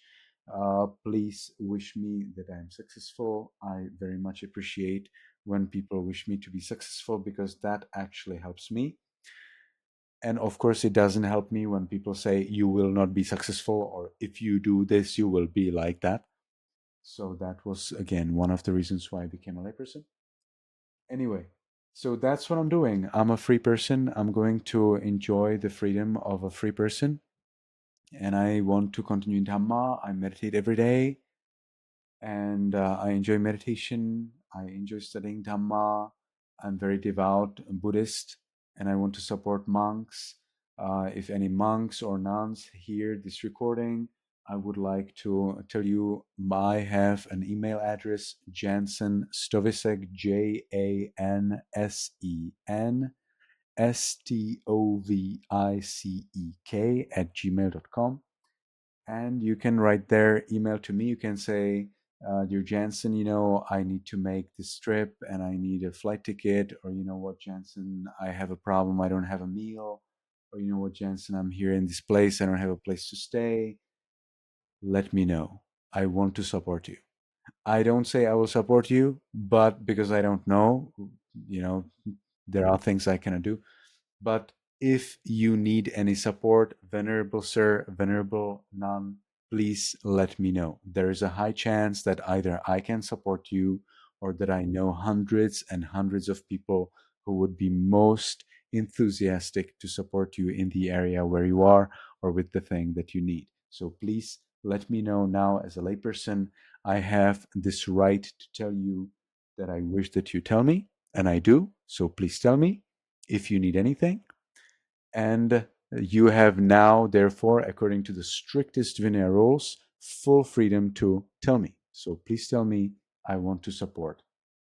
Again, doesn't mean that I'm a God who can do anything that you ever wish, but of course, I want to support you up to my abilities or through the connections of which I have plenty. So this is something that I definitely want. I want to support monks. I want to make monks happy in their monk's life. I want to support everybody in their education. I want to support people in health, long life, in success, in happiness, in fulfilling their wishes, in their freedom of choice. So this is something I want to do. I have no plans to become a monk again. Absolutely zero. I do have plans to follow meditation retreats. I do have plans to progress in my Dhamma understanding, in Vipassana, and so on. But of course, I'm a layperson, and at this moment, I don't have a job. But that will come. I am actually enrolled at a university, believe it or not, and I'm going to start my studies next week on Monday. If you think you know I'm not, well, that means you know nothing about me. So stop thinking that. But truth is that I continue my studies in counseling according to my plan, and I hope to get a job after I get my beautiful degree. So even before that, I may be able to get a job. We'll see. Situation is not that easy. So these are my plans. I want to be a layperson. I want to be a devout Buddhist. I want to support everybody in their health, happiness, in Dhamma as well. All the while, I myself follow Dhamma. I appreciate that, and I appreciate being able to hear you articulate the direction and aspiration with which you would like to go. And I think also as we look at this kind of public-private dynamic, I think another part of this is we could call it kind of inside-outside dimensions. And this is something I talked about with Jonathan Crowley about the Goenka organization. Jonathan was a Goenka meditator and teacher for many decades, and in my series of conversations with him talks about the experience of deciding to step down as a teacher and then leave the organization entirely, and the kind of ruffled feathers and slight tension that occurs between some, not all, but some people who we thought were friends and comrades, and in stepping outside. And I think that this is there's something symbolic here. I think whether it's seeing the aspirations of someone as a monk or a nun leading a certain kind of monastic life that they then step outside of, or whether it's in an organization like the Goenka organization. These are spiritual examples. There are many different kinds of examples of people who are living one kind of life, and we see the life they're living and maybe gain some inspiration or joy in seeing how they live their life, and then they make a choice that's good for them, but it's not even though we're not the one living their life from afar, we see that choice and feel like, no, I want this dream that I have, not even for myself, but just this thing that I think is good in the world. I want you to keep doing whatever this thing is for yourself, so that I can feel the way that I feel about watching someone else happen. And I think this is where it's, and also this is because you are a public, as we've said, you were a public figure for quite some time. And so this played into it in some ways. Being a public figure means that people were watching your public career, so to speak, and your public choices, and then weighing in on those public choices, positive or negative. So that was taking place. I do, as I'm saying this, I have to reflect. I do remember over the years, many years ago, having conversations with you where you did talk several occasions. I'm sure you remember this. I'm sure you've said this to other people. You did speak about your own tremendous sadness whenever you saw a monastic disrobe and take on lay clothes, whether it was a temporary ordination or whether it was something longer that then changed course, that you felt this deep sense of sadness when this happened. As I recall the conversations with you, I recall the sadness that you expressed. I don't recall a sense of judgment, to be fair. I don't recall you expressing some kind of judgment that they shouldn't have done this, or it's better, they've made the wrong decision, but just a sense of sadness that it's a better thing for the world to see more monks and nuns on the path. This is something you also said earlier in this conversation, is your feeling that you don't want your decision to in any way impact those who are already in robes or those who are thinking of taking on robes. And so, and yet I there's this fine line between a sense of sadness or even disappointment. And as I remember you articulated to me years ago about mutual friends that we had that made decisions to disrobe at different times. And then more of a harsh judgment of the kind you've been speaking of people that have been a bit harsher in expressing towards you some rather mean words and maybe unfair statements. And so there is this kind of balance that one has to navigate. But that being said, I think I'm really pleased to hear how clearly you've articulated what it is you want for yourself. I think we can all only be so lucky in life if we know what it is we want to do. And if that thing that we want to do is not causing harm to the world, of course, and is actually causing benefit, all the better. These are our lives to live. And we're the ones who are making those choices with it. So I also, you already gave an answer for a question I was going to ask, which I think other people have as well, is the way you've presented this disrobing has been something, has been really a situation of circumstance in the situation you found yourself in, of nothing really working in any dimension. So in some ways, as you were describing it early on, I got the feeling, oh, well, maybe this is your lay period. This is a period where it's just much easier to be a lay in terms of accomplishing what it is you wish to do. However, you've already preempted that question and said that you have no intention to consider becoming a monk again in life, and very articulated. You've very articulately spoken about what your intention is: to have a family, to have kids, to make money, to go into business, education, and to support a monastery and other monks. And so it sounds like at this moment, at least, you have a really clear direction forward. Yeah, I do. Yeah, a little note about the monks who disrobed and my points. So if a monk disrobes, it's not the end of the world. Like the person can become a monk again. And this is one very interesting thing. Like when I wanted to disrobe, we had a setup with a monk next to who I was supposed to disrobe, and he did not know that I would be disrobing, because I didn't want the layperson who was actually organizing the monk to know that I would be disrobing. It was not that I wanted to keep it, secret for the monk. But anyway, because I have seen how the lay people were like gradually disappearing from my life when I told them that I would be disrobing. So I didn't want to tell this particular lay person no, that I'm going to disrobe, because then she may not be willing to organize that month. In the end, actually, that layperson actually turned to be one of the most supportive people in my freedom of my choice ever in my life. So this is one of my very very special supporters. So not we don't like live together or have close connection, but she was very very supportive, very nice, a very very special person. So but anyway, I didn't know this about her, and so I didn't tell her. So she, of course, didn't tell to the monk who I was supposed to visit to, do my confession. Monks, when they break small rules, even unintentionally, and I had some unintentionally broken rules. So I wanted to like confess those rules to that monk and then disrobe. So the plan was that I will go to see this lady, for a meal. She invited me for a meal, and then after that meal, I will go to see that monk and I will confess my whatever unintentionally broken rules, and then I will disrobe in front of him. But we didn't tell him that I will disrobe. And then when I was going to disrobe, we had this amazing idea that we will call him before we go to see him in the monastery. So we called him, and he got scared. He got literally insanely scared, because he somehow came to the conclusion that if he disrobes me, the popular, famous, great Ashin Sarana, then he may have a problem.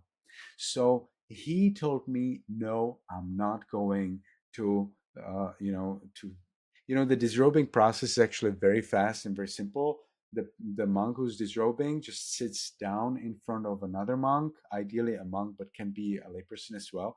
And the monk says three sentences, or actually one is enough, but traditionally they say the one three times. And then after that, monk says these three sentences in front of the human being who understands him, then that disrobing is done. So it should not take more than about like 10 seconds, 20 seconds. And even if the monk was 30 years a monk, within those 20 seconds, if it is properly pronounced and properly understood by the human being, then the disrobing is complete. There's nothing else to do, just that one sentence, say three times. And there are several versions of the sentences. They're mentioned in Parajika Pali, in the little explanation close to the end of the first Parajika. Anyway, so I called this monk and I said, Venerable Sir, you do not need to worry about my disrobing, because I know exactly, I'm a Vinaya master, or I was. So I am a Vinaya master. I know all of these sentences. You just sit there, I tell my sentences, and we're done. And he's like, no, no, not at all. So I felt deceived. How was I deceived? I had the expectation that monks have loving kindness among each other, and that's exactly what I didn't get. I did not see loving kindness among monks when I wanted to go somewhere to a Buddhist monastery. Zero. I did not see compassion among monks when I wanted to disrobe. Because think about it. If a monk prohibits another monk from disrobing, the monk who wants to disrobe will disrobe anyway. There's nothing to stop. Ajahn Chah himself says, you see, if somebody wants to disrobe, they will disrobe. There's no way out. But if the monk who disrobes forcefully, unhappily, with troubles, that monk will never become a monk again. I guarantee. And I have that experience. And I'm so much determined to never ever become a monk again. And one of the reasons is that it's just hell. It's hell among the monks. It's horrible. This is my experience. Of course, it's not hell if you are a starting monk. Everybody loves you. It's nice. But as soon as you start being popular, important, knowledgeable, then it is hell. Or it was for me. Maybe I did something wrong. Whatever, you cannot punish me. But my experience was that it was hell. And I don't want to have it again. So anyway, of course, maybe next year I will become a monk and everybody will laugh. I don't know, but now that's my feeling. So my point is that I wanted to disrobe, and this monk, was very mean to me. He was very unpleasant to me. He was very not nice to me at all. And it was very, very uncomfortable. So he rejected me. So we could not go there to disrobe. So I was lucky that there was another monk somewhere else, more senior, more knowledgeable. So we had this amazing idea. You know what? We will not call him in advance. We will just surprise him. We will go to his monastery, and as I kindly talk to him, I will just tell him the 3 sentences, and I disrobe. Yes. So we went there to the monastery. I sat down nicely with him, and as I was kindly, nicely, happily, gently talking to him, I told him those 3 sentences. And by those 3 sentences, I disrobed, but surprise, this monk actually was kind. And he said, you know what? Wait a minute. Okay, you said those sentences. I didn't understand, but it was not exactly it. Let's do it in the traditional way. He took me to his room and he did it with me traditionally with all kindness and love and support. This was amazing. This was amazing. So, it's very good if people, when they see that a monk is fully determined to disrobe, you can ask him, are you 100% determined to disrobe, or are you still considering? So he will tell you. And I always tell, 100% determined. And they're like, no, surely you're not. No. If he's 100% determined, he's determined. There's nothing you can do. You can do one thing, and that's kindness, love, and support. That is one thing you can do, and there's nothing else that will ever help. Anyway, so this elder monk who has like 30 years of monkhood, he was so kind and loving and so amazing. This was very, very nice experience. And this is exactly what should be there. If the disrobing is a nice, kind, patient, supportive experience, and believe it or not, but my preceptor Upajjhaya was very nice, kind, and supportive of me. Why is this so extremely important? Because if the monk disrobes with kindness and love and support, well, then the person will like to become a monk again. That's what you get. So, this is my big advice to everybody. See, if you ever hear about a monk who wants to disrobe, ask him, you want to disrobe 100% sure, or you are still considering? If he's considering, of course, do whatever you can to make him a monk, to make him stay a monk. But if he tells you 100%, you need to provide full support so that his disrobing is smooth and nice, loving, and kind, because that is exactly what will make him become a monk again in the future. Well, I want to thank you for taking the time to sit with us and share in further detail about your decision to take the time to explain the transition you're going through and what you're looking ahead. I would also like to invite you, as we closed, one last comment. I know that your relationship with the country and society and people of Burma is very deep. I know you've been quite concerned about the terrible atrocities of the military regime and the suffering that's been inflicted on Burmese people with the extent with the human rights violations that have continued. So for me, Myanmar is like my second homeland. It's the place where I truly met Buddhism, where I truly met understanding of Buddhism, whatever way you understand these words. It's the country where I experienced true peace, true love, true care, true progress in Dhamma, in meditation. It's the country where I learned Vipassana. I actually did not learn Vipassana in Sri Lanka, believe it or not. It's the country where I have seen it is possible to follow 5 precepts throughout our lives, as I saw the different lay people. It is possible to be a very devout Buddhist. It is possible to be patient and to love your enemies. In Myanmar, this is something you see 100%.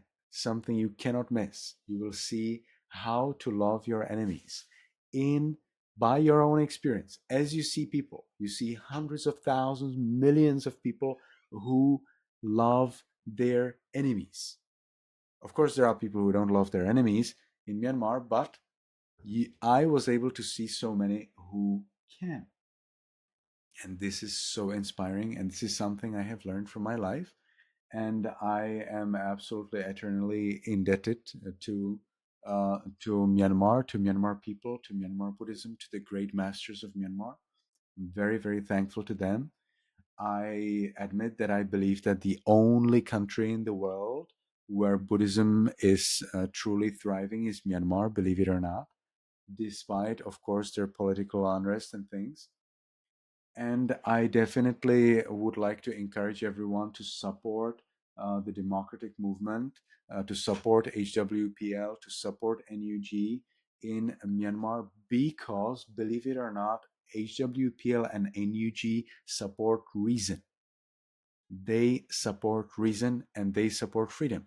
And Buddhism is reason and Buddhism is freedom. In the Buddha's time, you never had like, I said this, so shut up or I kill you. No, there is nothing like this in our scriptures, believe it or not. And NUG, HWPL, the democratic movement in Myanmar is very nicely in lines with the Pali scriptures, with the Buddha's time, which fully supports free thinking, which fully supports reason, which fully supports self-exploration, supports search one's own experience, a kind of science, but this is a little bit misleading. And I definitely stand by NUG. I fully stand by HWPL. I fully stand by the democratic efforts, and I absolutely reject all of the rule, all of the supremacy, or all of the plans for reigning over Myanmar by the General Min Aung Hlaing and by his military and by his cronies and so on and on, because they have done only bad to Myanmar. There has never been anything good they have done, and they absolutely need to be removed from all their power, because every moment of their power is very, very bad deed for them. And out of loving kindness, we should stop them in doing bad deeds, and we should help whatever way it is, be it by money support, or be it by nice messages, or be it by whatever it is. Of course, not breaking the 5 precepts, never. But whatever is within 5 precepts that may support stop of the military and progress and ascension of democratic role in Myanmar, I fully support it. If any one of you have some suggestions what I can do, of course I cannot do much at this moment, but anything I can do, I definitely want to support. Again, my email address, JANSENSTOVICEK @gmail.com. JansenStovicek@gmail.com is my email address. I absolutely stand by NUG and democracy of Myanmar, and I wish that Myanmar is soon liberated from the oppression, from the dictator, and that people again find freedom, peace, wealth, and of course, full happiness in Dhamma and in their life. May you all be happy, may you be healthy, and may you be successful in everything you do.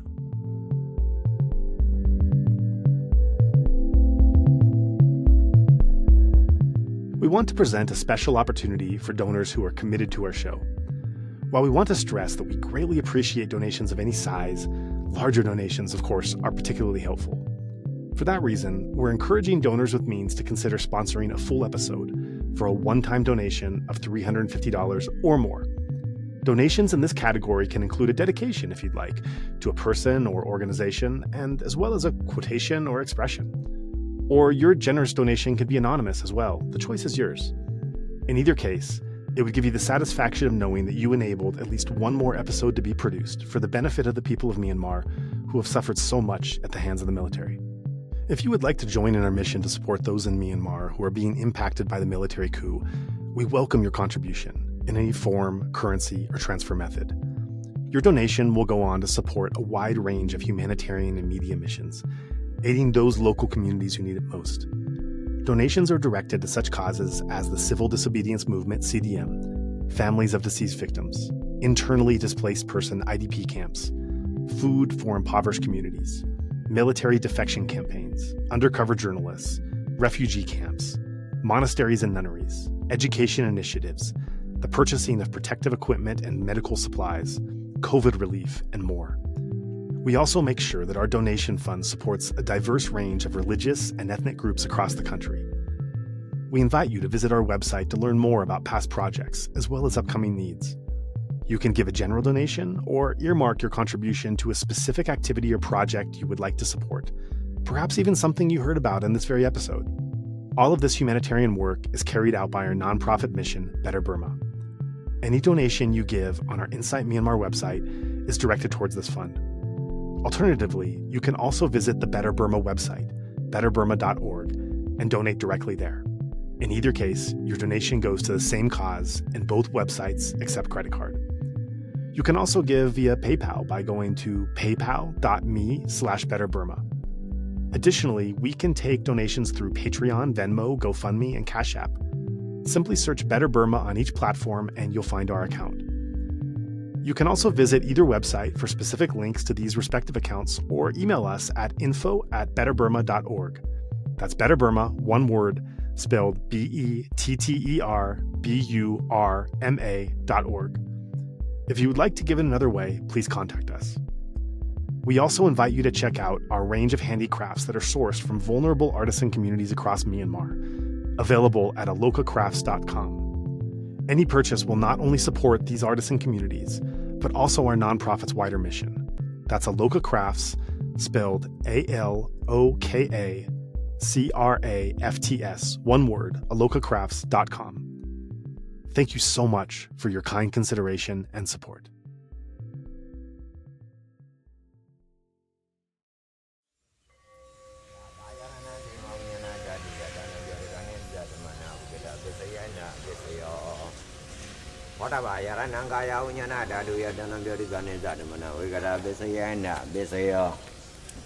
Oba yarananda dayananga yaranaya dayanam boda yaranamano